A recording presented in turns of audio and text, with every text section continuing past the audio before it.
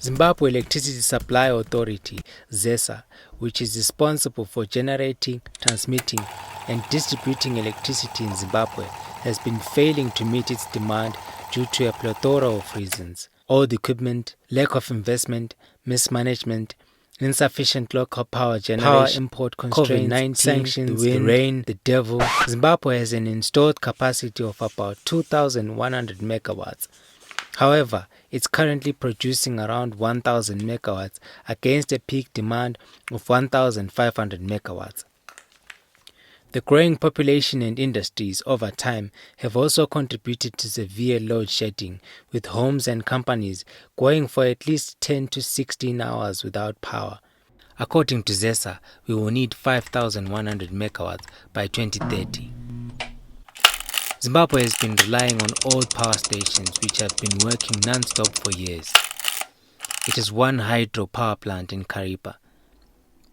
The Karipa hydroelectric station is supposed to be generating 1,000 megawatts, but is currently producing around 300 megawatts. There are 4 other coal power plants, one in Hwange, another in Bulawayo, Harare, and Munyati. The 4 coal power plants are also not performing efficiently.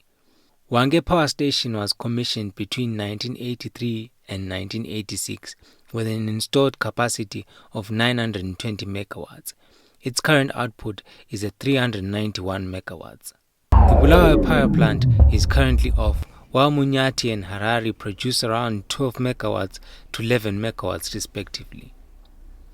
To cover for the gap, Zimbabwe imports electricity from Mozambique's Hydro Kahora Basa, ZESCO of Zambia, and from the South African power utility Eskom.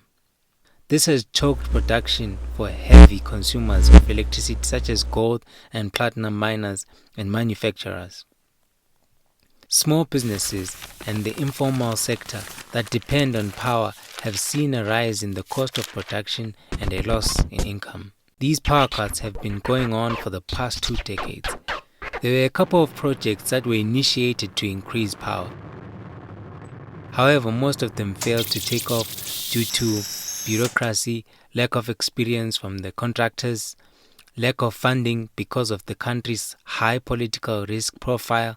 In 2021, ZESA signed 4 contracts to get up to 750 megawatts of power from South Africa, Mozambique, Zambia. However, ZESA could not secure foreign currency from the central bank RBZ to prepay for the supplies. For the past couple of months, Zimbabwe has steadily increased its tariffs in order to reflect production costs and start making significant profit.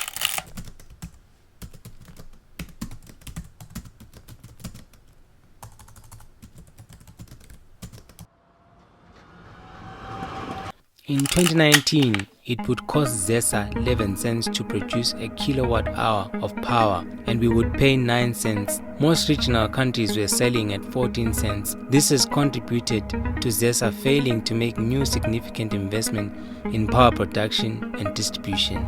Just last month, ZERA greenlighted ZETDC.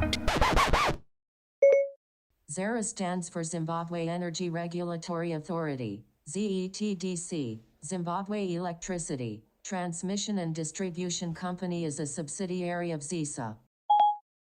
Just last month, ZERA greenlighted ZETDC to charge exporters $12.21 per kilowatt hour and foreign currency earners $10.63 per kilowatt hour in US dollars. Currently, the first 300 kilowatts costs around 18,000 RTGS, which is about $12.21.